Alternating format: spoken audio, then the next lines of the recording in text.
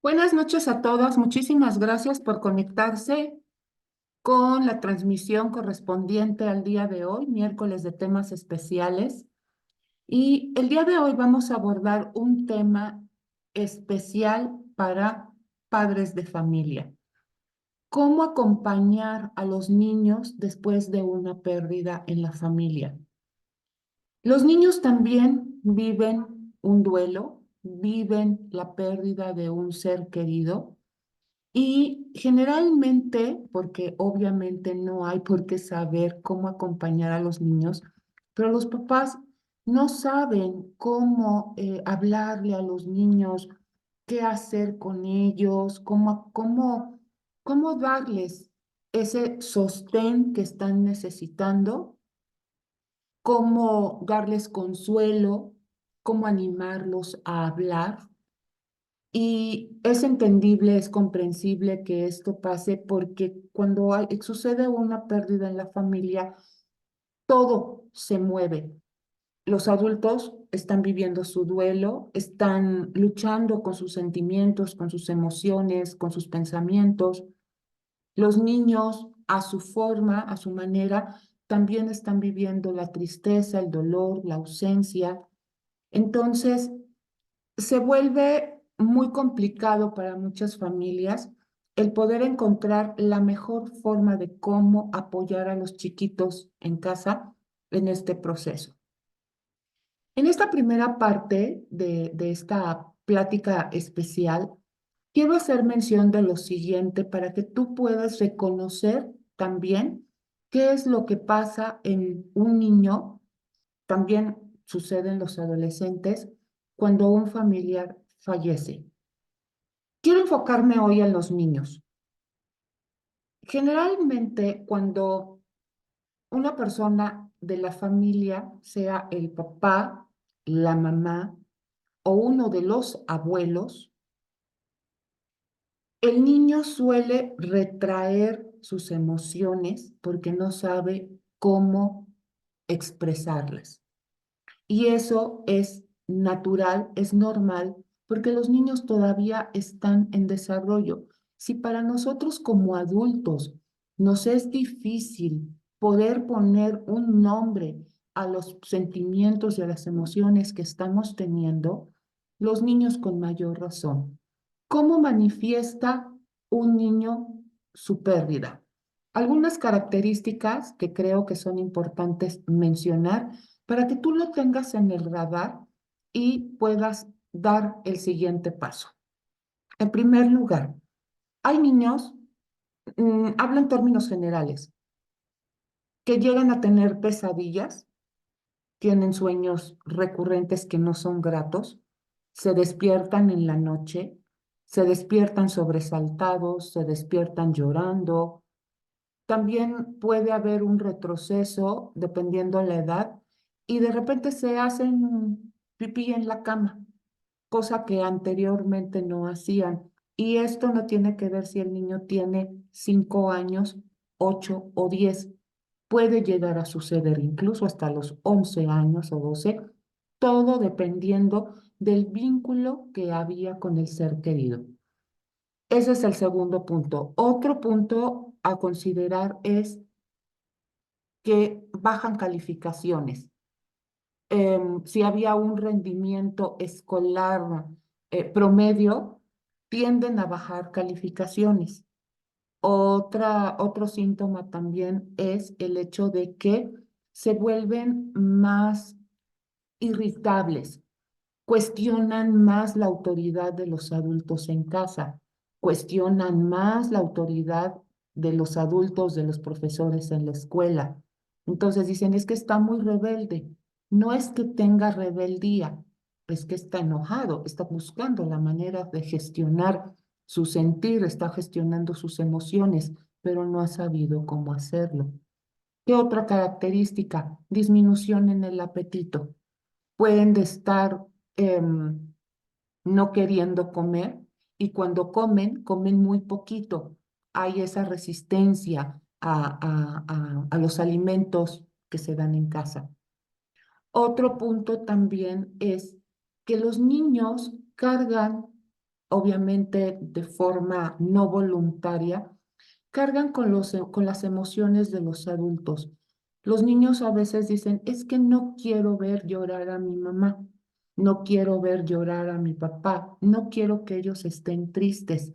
Y si yo estoy triste, entonces voy a sumar más tristeza a ellos. Obviamente no lo piensan de esta manera tan estructurada, pero es como decir, no lloro porque mi mamá me va a ver triste y se va a poner más triste y yo no la quiero ver llorar, o a mi papá.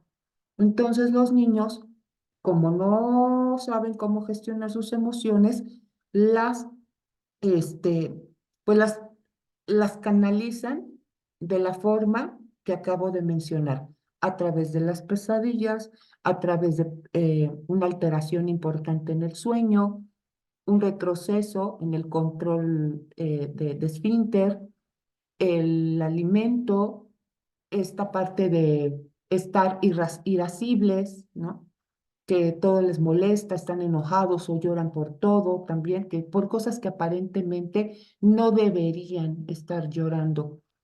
A veces se retraen un poco más, quieren estar solitos o quieren estar muy apegados.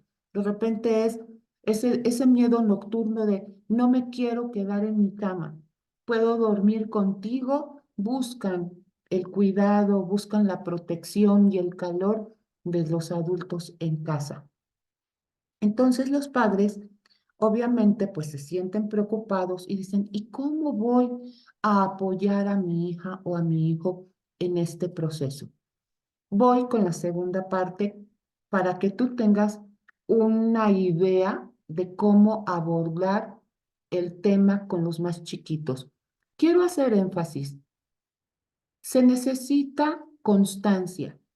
No es suficiente hablar del tema una sola vez, ni dos veces, ni tres.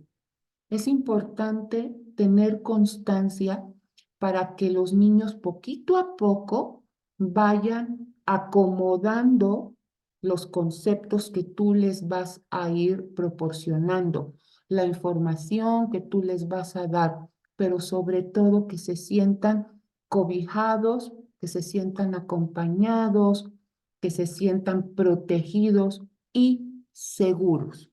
Esa es la forma más importante que es necesaria para el acompañamiento a los más pequeños de casa. ¿Qué es lo que debes evitar? También esta es la siguiente parte. Evita decir, es que Diosito se lo llevó. Los niños son muy, ¿cómo decirlo? Muy gráficos y muy textuales. Si tú le dices, es que Diosito se lo llevó, tú no sabes con exactitud cómo el niño va a interpretar esas palabras. Puede tener la referencia de un Dios malo porque se llevó a mi ser querido, o puede simplemente no entender el concepto. Otra cosa que no es bueno decirles, ya tienes a un angelito que te cuida, te va a estar cuidando desde el cielo. Esto también confunde a los niños. ¿Por qué me va a cuidar desde el cielo y por qué no me está cuidando aquí? Incluso se corre el riesgo, porque ha llegado a suceder, que los niños pueden llegar a decir, pues yo me quiero ir al cielo también. Entonces, evita decir esas cosas. Otra frase que no debe de decirse es, se fue de viaje. ¿Por qué no decir se fue de viaje? Porque un viaje implica un lapso de tiempo que tiene un inicio y que tiene un final. Quiere decir que alguien que se va de viaje está ausente por cierto tiempo, pero va a regresar. Si tú utilizas esta frase de se fue de viaje, el niño o la niña va a tener la idea de que en algún momento su ser querido va a regresar. Y eso lo único que va a provocar es más dolor, más frustración y más confusión en este pequeñito. También crea temores adicionales. Es decir, el día que tú dices, yo voy de viaje, no te vayas de viaje porque te tardas mucho en regresar o a lo mejor no regresas. Y los viajes son malos porque quien se va de viaje ya no regresa. Esa es la siguiente frase que no debes de decir. ¿Cuál otra? Cuando se ha inhumado o se ha cremado el cuerpo del ser querido, una frase muy común es, vamos al panteón a ver a tu abuelita, por poner un ejemplo. Y hay niños que dicen, ¿y por qué está en el panteón? Y luego se encuentra el panteón con tierra, con una lápida, con unas flores, y el niño dice, ¿y cuándo van a sacar ¿cuándo van a sacar a mi abuelita de ahí? Los niños son gráficos. Entonces, no es conveniente tampoco decir esa frase. Vamos ahora sí con la siguiente parte. ¿Cómo sí hablar con los niños? Tiene que haber honestidad y ser directo. Hablar con los niños de manera clara sobre la muerte es importante y que además utilices un lenguaje apropiado para su edad. Por ejemplo, cuando los niños son pequeños, y esto es para que lo puedas tener presente, anotado, ¿por qué se murió? Porque estaba enfermo. Y los doctores no lo curaron. Y te puedo explicar por qué. Les puedes explicar al niño. ¿Te acuerdas de aquel juguete que tenías que en algún momento se descompuso? Sí. ¿Tratamos de arreglarlo? Sí, pero el juguete ya no funcionó. El niño puede ir entendiendo, no va a conectar propiamente con el juguete, sino con el ejemplo de que hay veces que, así como las cosas como un juguete, las personas también enferman. El juguete se descompuso y ya no pudo utilizarlo más. La persona, su ser querido, enfermó. Los médicos trataron de aliviarle, hicieron todo lo posible, pero ya no se pudo hacer más. Es una forma muy simple de poderlo explicar. Por ejemplo, em, las estaciones. Las estaciones del año también son un buen ejemplo. Cuando comienza, por ejemplo, el invierno, ¿qué pasa con el invierno?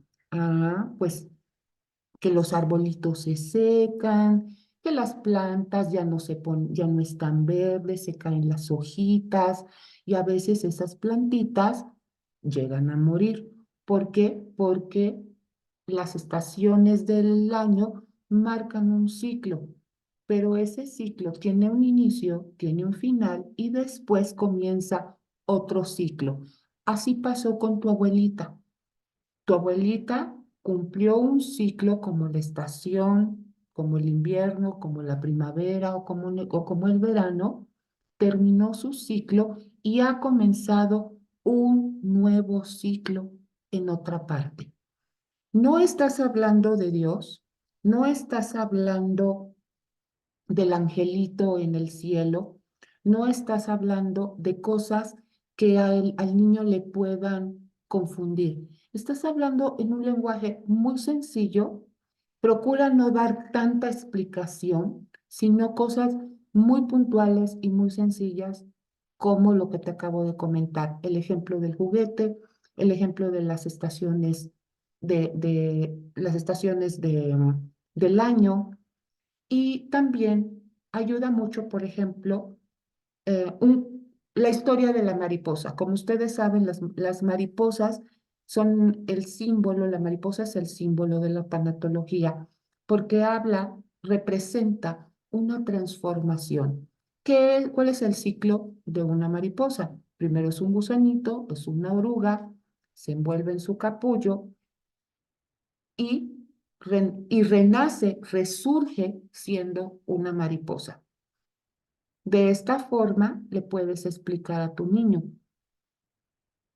El tiempo que estuvo abuelita, que estuvo mamá, era como una oruguita. Se envolvió en su caparazón, en su bolsita, y se convirtió en una hermosa mariposa. Ya ahora ella está volando por todas partes, por las flores, porque ella ya está en una etapa diferente. No puede estar con nosotros porque está volando libre. Y tu abuelita, tu abuelito, tu mamá es feliz. Sé que la extrañas, pero piensa en que está bien. Son metáforas y analogías muy, muy simples, pero que pueden ayudar a los niños a entender la muerte de una forma diferente, de una forma más simple. Podemos tomar también algunos cuentos. Ese tema lo vamos a presentar en el taller o en la plática de la próxima semana, perdón. Pero también lo que puedes hacer es crear un álbum de recuerdos. A los niños les encantan las manualidades, les encanta dibujar, les encanta recortar, les encanta hacer todo lo que tiene que ver con creatividad. ¿Qué te parece si agarramos lápices, las hojas de cuaderno, eh, no sé, a lo mejor recortes de una revista, fotografías, algo que represente el, el afecto, la relación de esta persona querida con el niño? Vamos a hacer un álbum de recuerdos. Entonces, tú como adulto le puedes animar a que recuerden platicando de algunas vacaciones, de algún viaje especial, de alguna ida al parque, de algún momento que estuvieron jugando, y a través de las revistas, los recortes y el dibujo, el niño pueda ir armando con tu apoyo, con tu ayuda, con tu guía, ese álbum de recuerdos para que lo tenga presente y que tenga algo también tangible creado por sí mismo, y eso le va a ayudar muchísimo para expresar sus emociones, sus pensamientos, reactiva el recuerdo desde un punto de vista amoroso y feliz, y además mantiene viva la memoria de su ser querido. Ese, mm, esta herramienta te la recomiendo ampliamente. Crea un álbum de recuerdos. No tiene que ser de una sola página. Dale, puedes crearlo, por ejemplo, recortando hojas de cartulina de diferentes colores. Le puedes hacer perforaciones para después ponerle un clip, ponerle un moño, ponerle una portada bonita. Por ejemplo, mis momentos con mi mamá, con mi abuelita, con mi papá. Y tú como adulto le vas acompañando. Es la creación de este álbum de recuerdos tiene distintas funciones. Número uno, tú como adulto vas a comenzar también a tener un ratito de recuerdos honrando la memoria de tu ser querido. Punto número dos, le estás brindando tiempo de calidad a este chiquito o chiquita que está requiriendo de atención, de ser escuchado y de sentirse protegido y acompañado. Número tres, ambos, tanto el adulto como el niño, están recreando esos recuerdos hermosos del ser querido y van a reír juntos. Y eso es muy sanador, es muy bueno, tanto para ti como adulto como para tu niño. El otro punto es que tiene la oportunidad precisamente de expresar sus emociones. Los niños necesitan esa guía. Entonces, al momento de recordar esos momentos lindos, él va a comenzar a sonreír, va a generar estos cambios a nivel orgánico, físico, químico en su cuerpo, que le puede ayudar a ir nivelando esas alteraciones que ha tenido durante el proceso de duelo. Recordemos la primera parte de la plática, la falta de sueño, las pesadillas, el enojo. Entonces, por eso te animo a que elaboren un álbum de recuerdos. La siguiente recomendación puede ser escribir una carta. Si los niños saben escribir, adelante. Si no saben escribir, tú puedes ayudarlo preguntándole cuáles son los recuerdos que tienes más lindos con la persona querida.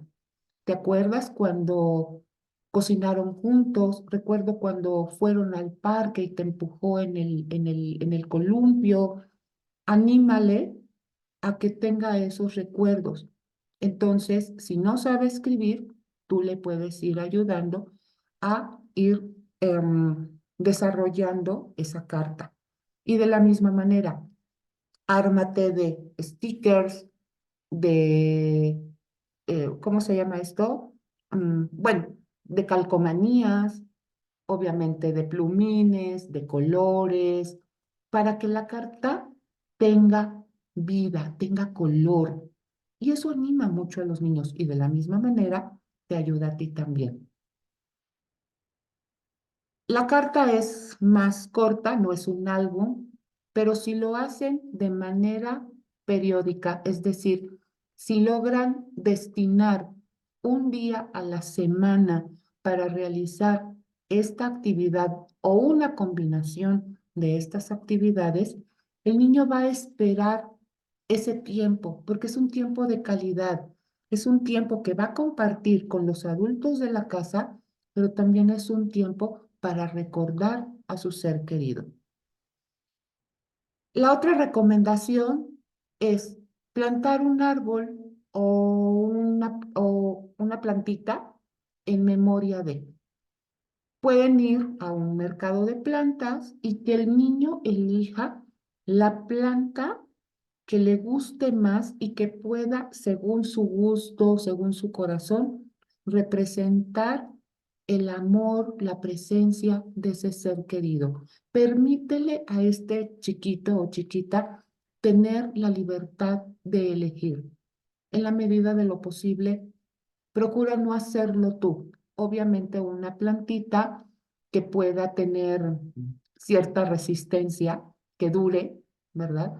Y que puedan realizar, que el niño lo elija y que llegando a casa puedan realizar una ceremonia para plantarla, para cuidarla.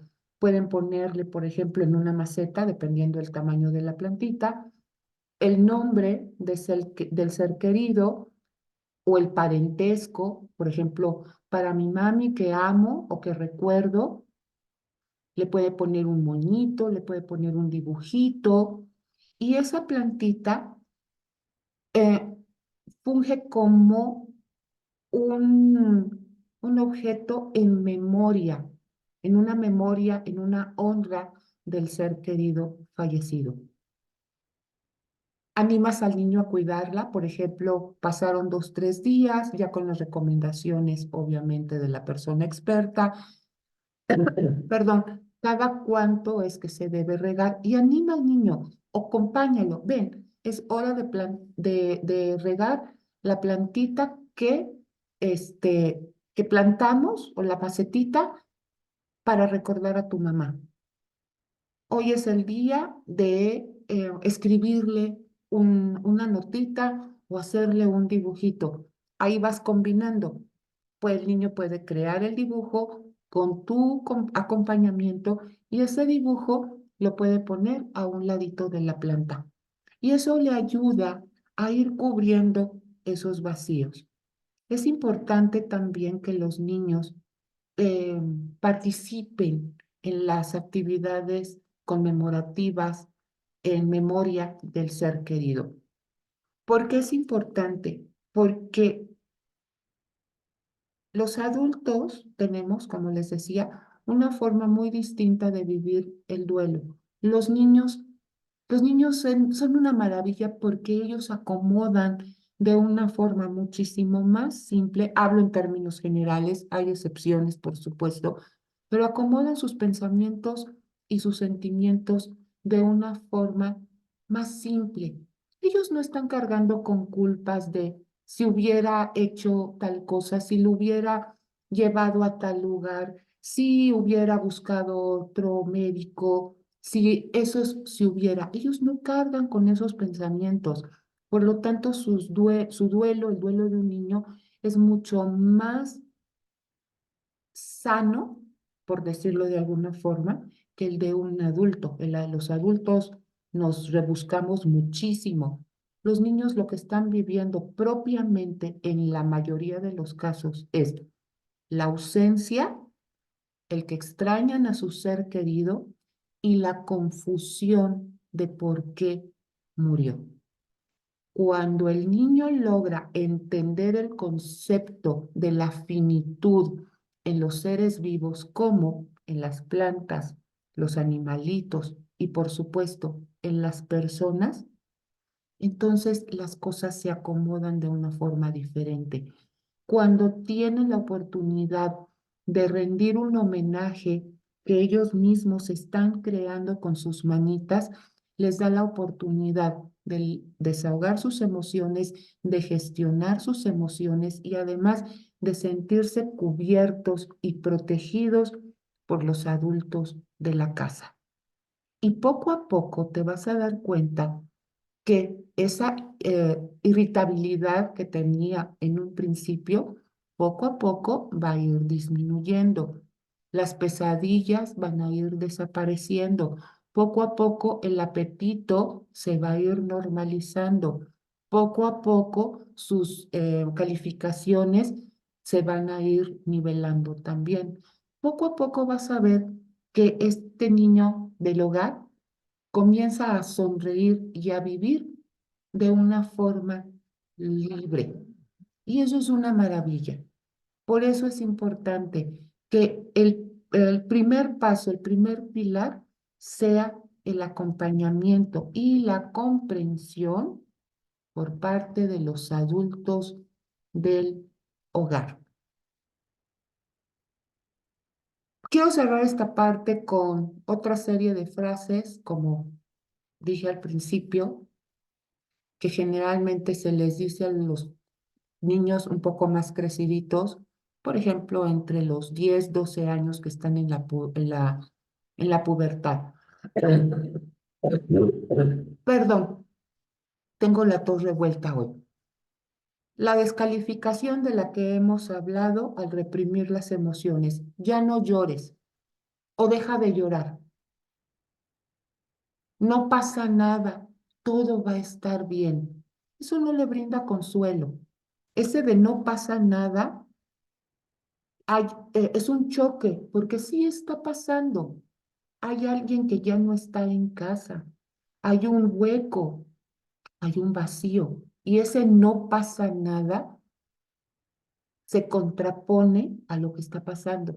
Entonces, lo mejor es sentarse y hablar. Otra frase, no deberías sentirte así, como si fuera una obligación tener que sentirse bien y que entonces sentirse mal está mal. Y no es así. Es importante validar las emociones. El niño está llorando, extraño a mi papá, extraño a mi mamá, extraño a mi abuelita. Ven, te abrazo. Nosotros también lo extrañamos. Simplemente ven, te acojo, te abrazo, te sostengo. Yo estoy aquí contigo y podemos llorar juntos. Generalmente ahí es en donde sale la frase, ya no llores, no pasa nada, todo va a estar bien. Lo hacemos con la mejor intención, pero la verdad es que lo único que pasa es que se están invalidando los sentimientos de este chiquito e incluso puede llegar a sentirse culpable por sentirse triste. Y no quieres eso. Es mejor abrazarlo y decirle, está bien llorar, está bien sentirse triste. y aquí estoy contigo, yo te apoyo, yo te amo y yo te acompaño. Esa es la mejor forma, entre muchas otras, de acompañar a los más pequeños en casa. Espero que estas recomendaciones y estas herramientas que acabo de exponerte te ayuden a acompañar a los más pequeños en el hogar. Nos estamos viendo para la próxima transmisión y si tienes alguna pregunta, alguna duda sobre las herramientas y estas dinámicas que puedes realizar en casa con ellos, con toda confianza puedes dejar tu comentario y con gusto te respondo tu duda. Muchísimas gracias. Nos vemos la próxima semana.